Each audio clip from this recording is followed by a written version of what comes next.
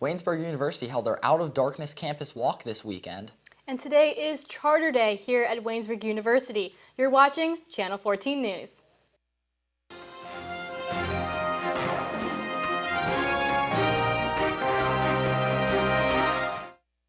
Thanks for joining us here on Channel 14. I'm Matthew Mansfield. And I'm Emily Bennett. If you have recently been to any of the computer labs, you might have looked twice. That's because over spring break, some renovations were down to improve the computer labs. WCTV's Zach Imbrogno teamed up with Eddie Boyce of the Yellow Jacket to find out more. During spring break, the IT department replaced all the PCs in several computer labs across campus. Since the old computers were becoming harder and harder to perform maintenance on, ITES decided that the time had come for a change. Each labs, we took out all the old computers. Most of those went to recycling, and then we placed the new computers. Joshua Starsick, Director of Information Technological Services, said that ITS used image deployment process. This process contains creating the software on one computer, copying the software, and then placing it into the rest of the computers. IT also bought for the new HP computers part of Adobe's Creative Suite, which includes Photoshop and Illustrator. Eberly Library, Hannah, Stewart, and Buell Halls were all affected by the update. The bill ITS received for the computers was approximately $12,000. For the Yellow Jacket, this is Edward Boyce. Charter Day is a time to celebrate the accomplishments of Waynesburg University as a result of its commitment to its hallmark values of faith, learning, and serving. Waynesburg University was founded in 1849, but was granted a universal charter on March 25, 1850. Today, students were able to attend chapel at 11 a.m. with a special guest speaker and then go to a luncheon at the Beehive. Cake was also served to celebrate the university's birthday. The Out of Darkness campus walk was held this past Saturday on March 17th. WCTV's very own Colin McLaughlin went to the old gymnasium next to the Rudy Mariza Fieldhouse to find out more. It was a very snowy St. Patrick's Day on the campus of Waynesburg University. However, that did not stop people, including President Douglas Lee, from going to the Out of Darkness campus walk. So the Out of the Darkness campus walks are a national level program that we have to raise awareness about mental health and suicide prevention on college campuses. Today's walk at Waynesburg University is one of over 150 walks taking place on campuses all across the country this spring. There were a lot of different groups with tables set up all around the gymnasium for students, faculty, and locals to walk up to and do different activities. One of those activities was cornhole, which a lot of football players enjoyed. Suicide is a topic that people don't want to talk about, but it needs to be brought up, and this is a fun, inclusive way to do that. The Out of Darkness campus walk was a huge success here at Waynesburg. For WCTV News, I'm Colin McLaughlin. Students who visited the Beehive for International Pi Day received an especially sweet treat and so much more. WCTV's Ian Popovich has more. It was at the Beehive last week where students enjoyed drinks and treats as well as enjoyed listening to some tasty tunes. Students hung out with friends or even got some much-needed work done. My name is Julie Sipes. I am a junior nursing major here at Waynesburg University. I am a part of the Student Activities Board. We run different activities on this campus. I've been a part of it for 2 years, and I love it. I love working with the activities. So this activity was our noon tea. So during these, what it looks like is we have iced coffee, hot chocolate, iced tea. We usually have a different dessert. So today is National Pie Day, and so we're giving away pie as well. So I find this to be a really cool and unique event where we have a different singer or musician. Sometimes we've had cellos and violins come in and they play music while people are eating lunch and having their iced coffee and their dessert. And I always find that to be really cool. I always love coming to these events, as well as it's also a good opportunity because commuters are able to also attend these events. Unlike other events that occur at night, commuters are able to be a part of it, and so we've had some really good positive feedback about that. So it's a really cool event here on campus. I'm Ian Popovich with WCTV, Channel 14 News. Don't go anywhere. News around the nation coming up next, right here on Channel 14 News.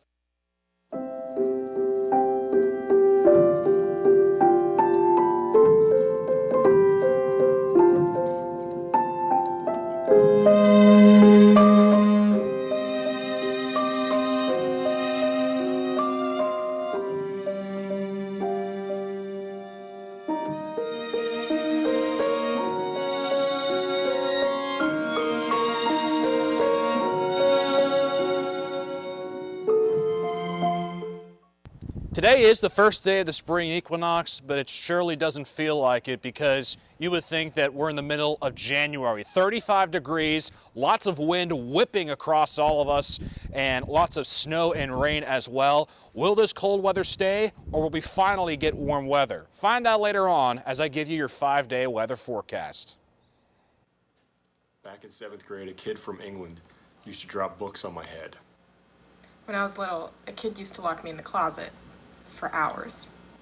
Back in middle school, I got made fun of for my weight. I used to get bullied in elementary school because of my height. Back when I was in high school, I used to, push kids into lockers, make them buy me chips, stuff like that, but I've regretted it ever since.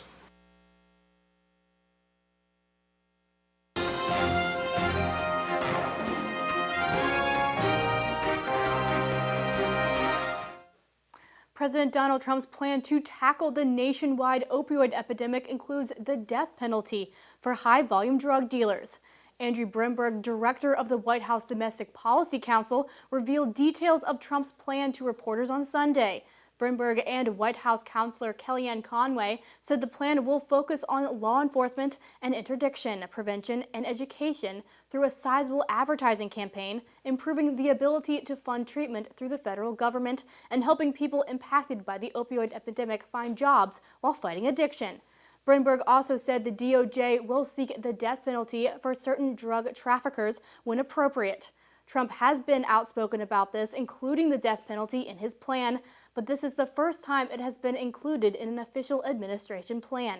Congress recently appropriated $6 billion to help curb the opioid epidemic. A senior administration official told CNN Trump's plan will address how the administration believes that money should be spent. A house catches fire in York County, Pennsylvania. Investigators say there was some kind of explosion, but they're still looking into what caused it. Joe Ducey reports. It all started just before 2 o'clock when the north side of this building on the 600 block of Baltimore Street suddenly exploded. I was sitting in my living room watching TV and I just heard a big bang and basically thought a car hit my house. That's how strong and powerful it was. Neighbors and passersby jumped into action to help a man who was inside at the time of the explosion. He was just burnt and in shock. It was an awful sight to see, to be honest. As flames ripped through the building, firefighters worked to keep the 4-alarm fire from spreading to neighboring houses. So they hit it pretty hard. The building in the back was untouched. Red Cross officials tell CBS 21 News a total of 8 people have been displaced, including the man who was burned. He was flown to a hospital in Maryland. No other injuries were reported. I hope that, he makes it. I know it's going to be rough being how burnt he was, but I hope he makes it and then we'll come together and help everyone in that house. The house, which was a 4-unit building, has been deemed a total loss. No word on the victim's current condition. The White House announced Chris Liddell will serve as Deputy Chief of Staff for Policy Coordination.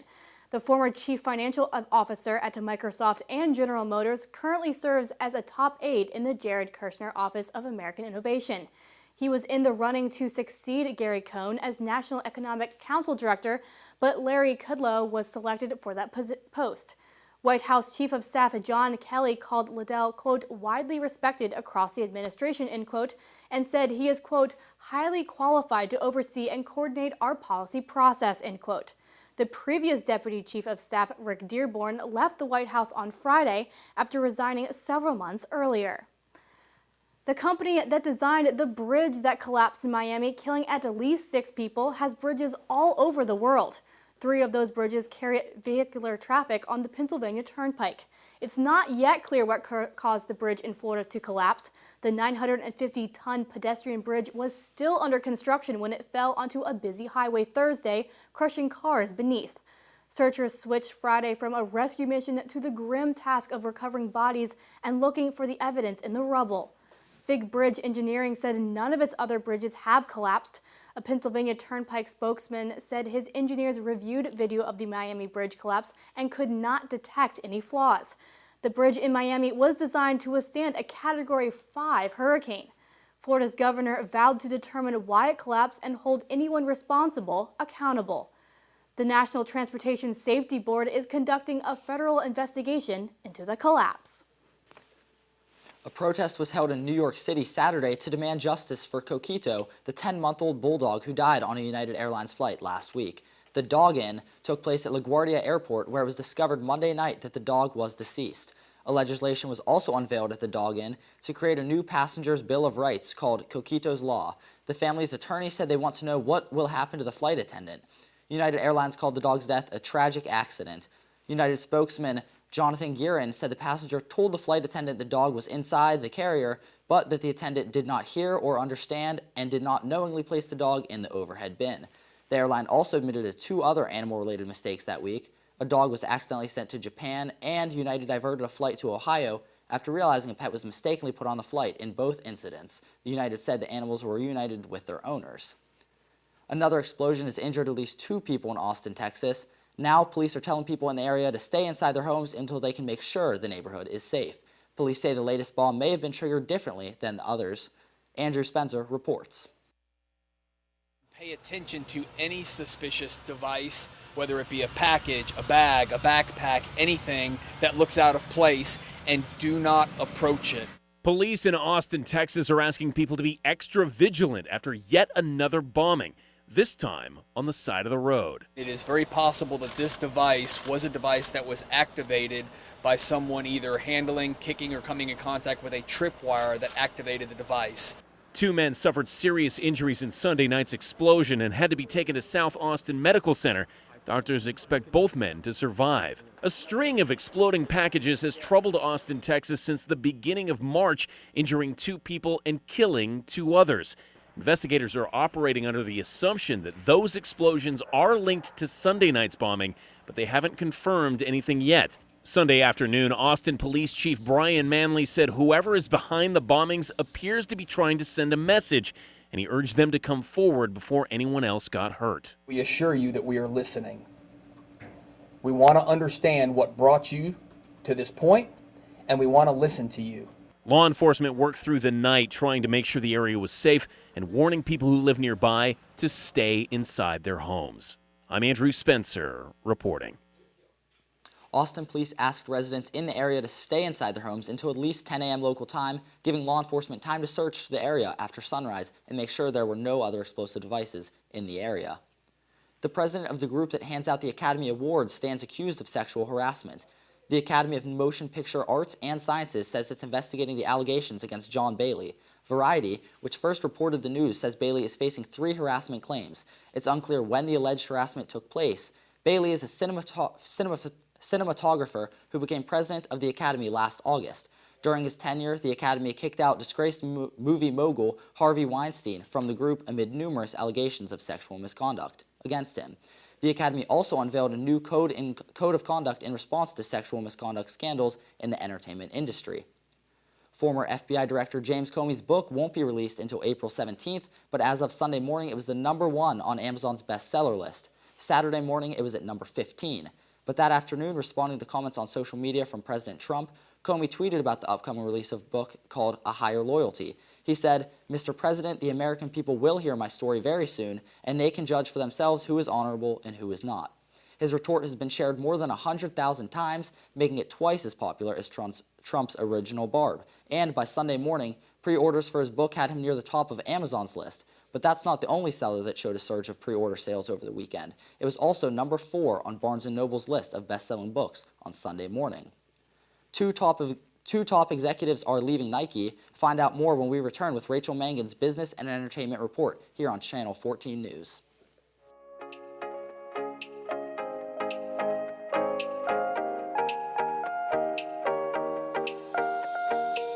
The Ava K. Mulvey Public Library has provided service to the Gray County community for over 75 years.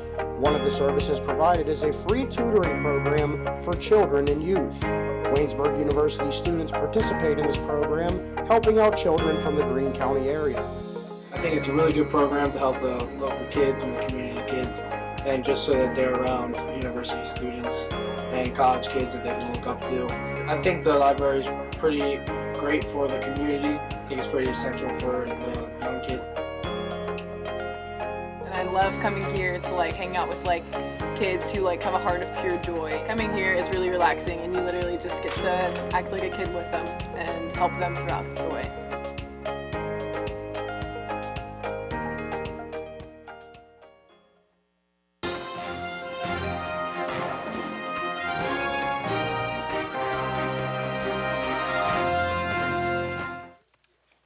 Good evening, I'm Rachel Mangan, and this is your Business and Entertainment Report.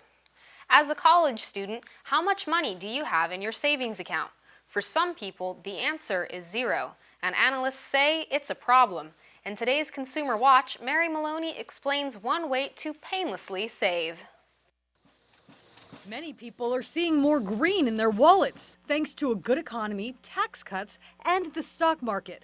But according to a Bankrate.com survey, 20% of working Americans aren't putting money into savings. This is pretty alarming because these are people who can really be put at risk in the near term from an emergency, whether they have a car breakdown or they need to go to the emergency room. That also means they're not saving for retirement. So this is really setting them up for some financial stress down the road. The top reasons given for not saving: too many expenses and too much debt. To save yourself some stress, Open a bank account that is dedicated for the sole purpose of savings. And the idea is to pay yourself first. So use direct deposit, and this is a somewhat painless way to begin saving some money. financial planners recommend you save 10% of your income. But even if you put a small amount of money away, experts say you'll be happy with the results. I guarantee you, for the people who haven't done this before, they'll have a sense of success as they see those savings levels rise. For Consumer Watch, I'm Mary Maloney. Facebook is investigating how user data was handled by Cambridge Analytica, a controversial data firm that worked with Donald Trump's presidential campaign. The New York Times and the Observer newspaper reported that Cambridge Analytica harvested information from 50 million Facebook users. The allegations are reigniting questions about the role Facebook played ahead of the 2016 U.S. election. Facebook suspended Cambridge Analytica Friday and said in a statement Sunday afternoon that it is conducting an internal and external review to determine if that data still exists, despite Facebook's request the data be deleted in 2015. Facebook announced Sunday that it is looking into an employee's links to Cambridge Analytica. The employee under question is Joseph Chancellor, a researcher at Facebook who worked with a company that provided data to Cambridge Analytica. Facebook also said Friday it was suspending Chancellor's former business colleague, Cambridge Analytica and data scientist Alexander Kogan, from using its platform while it investigates. Cambridge Analytica was suspended from Facebook on Friday over concerns about violating social media site policies. Also, a legal battle is brewing in the world of dating apps. The parent company of Tinder is suing rival Bumble for patent infringement and allegedly stealing trade secrets. Tinder alleges that Bumble simply copied what they called, quote, world-changing, card swipe-based, mutual opt-in premise of Tinder. The lawsuit also claims that Bumble introduced two features that were developed when a pair of Bumble's co-creators worked at Tinder. Match Group, which owns Tinder, says that the first time the company is enforcing its patents on swiping and double opt-ins for dating matches on Tinder. Bumble has not commented on the suit, which was filed Friday in Texas. Two top executives at Nike are leaving following complaints about the work environment at the company. Brand President Trevor Edwards and Vice President Jamie Martin handed in resignations on Thursday. The company sent an email to employees the same day saying there has been conduct inconsistent with Nike's rules and core values. There's no word yet on what kind of misconduct or who may be behind it. A Nike spokeswoman says there were no direct allegations against Edwards, but the company would not comment on whether Martin faced any direct complaints. While Edwards resigns from his current job, he will stay on as an advisor to CEO Mark Parker until August. The company's email said that the workplace culture needs to, quote, evolve. Moving on to entertainment news, another superhero blockbuster is on its way. A small film wins a big honor, and a musical, Flight, is grounded. David Daniel has details in the Hollywood Minute. We have what Thanos wants, so that's what we use. Avengers: Infinity War is already a record breaker. The Marvel movie needed just 6 hours to break online ticket seller Fandango's record for fastest selling superhero movie in the first 24 hours of pre-sales. It didn't hurt that sales began just as the film's latest trailer hit the web. Avengers: Infinity War opens April 27th. Winners never quit. Winners never win. Let's go, Mo! Let's go!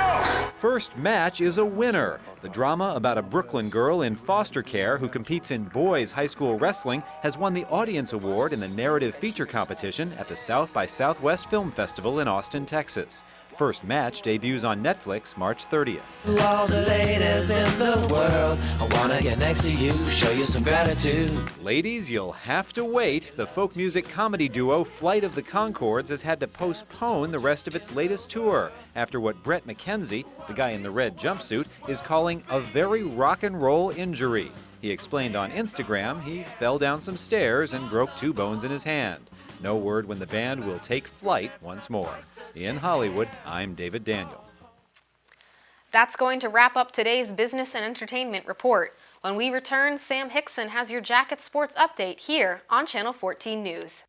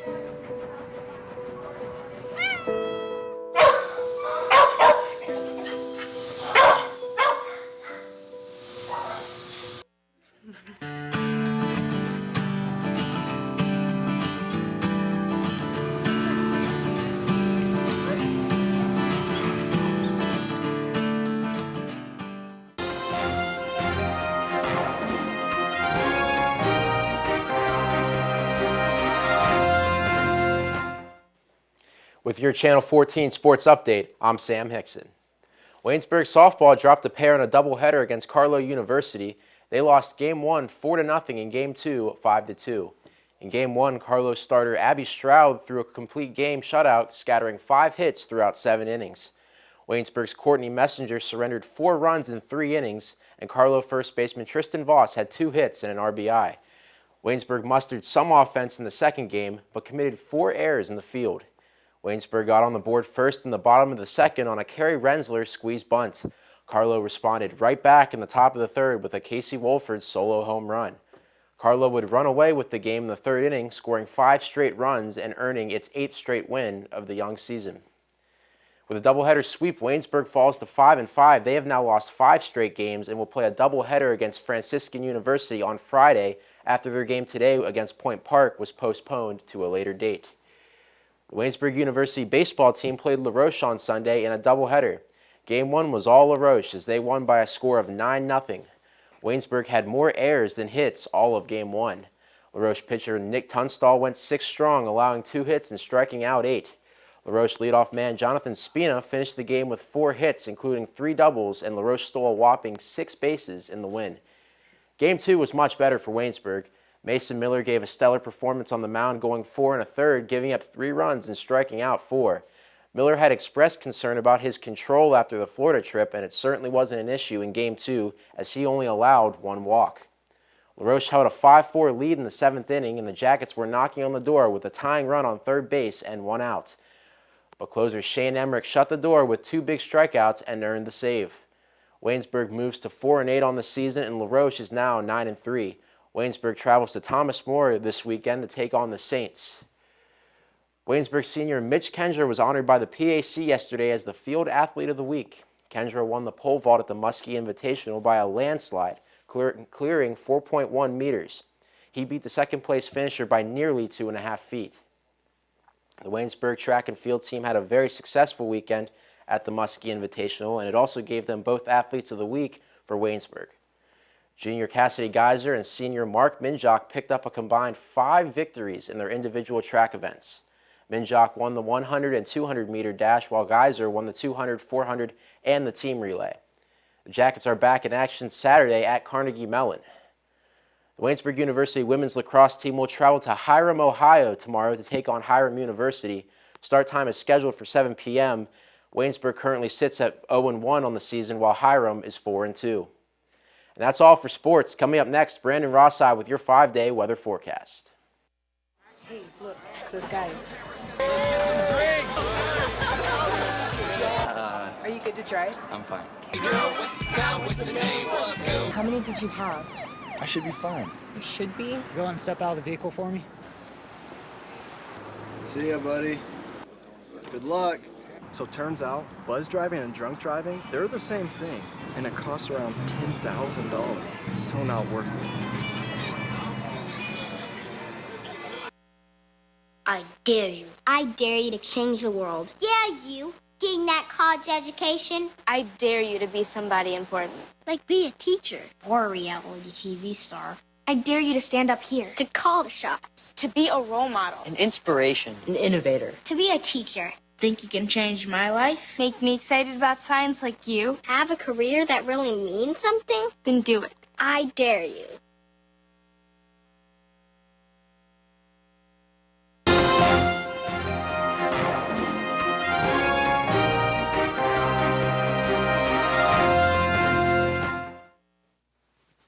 Hello, everybody. I'm Brandon Rossai with your 5-day weather forecast. And, well, as I mentioned, today may be the first day of the spring equinox, but it certainly does not feel like it.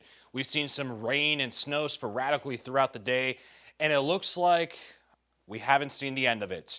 Tonight's low will dip to 29 degrees, and tomorrow there is a 90% chance you'll still have to bring out the snow boots.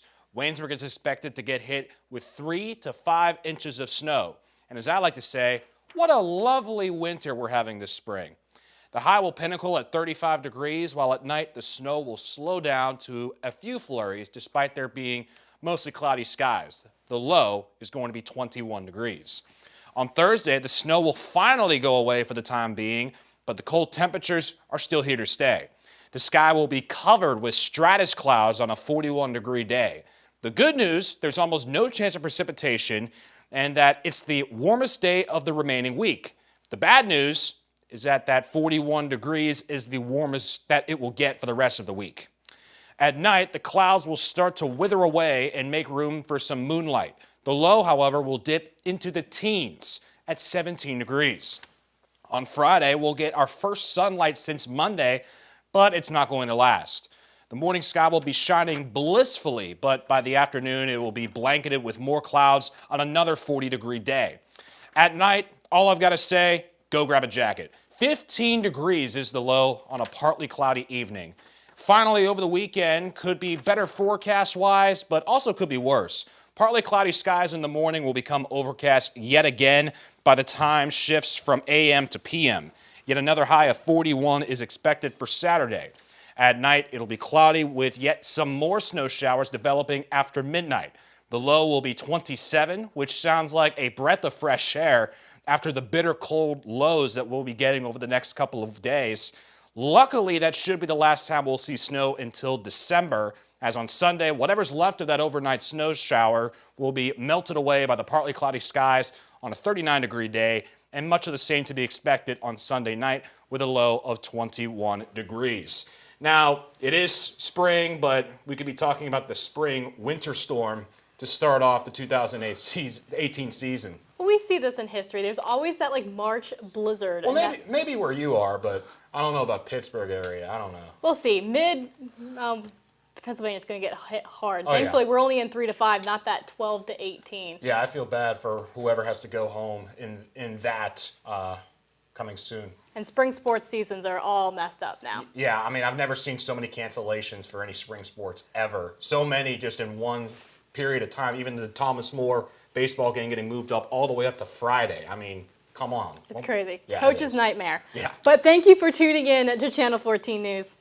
Make sure you tune in every Tuesday at 5. Good night, everyone.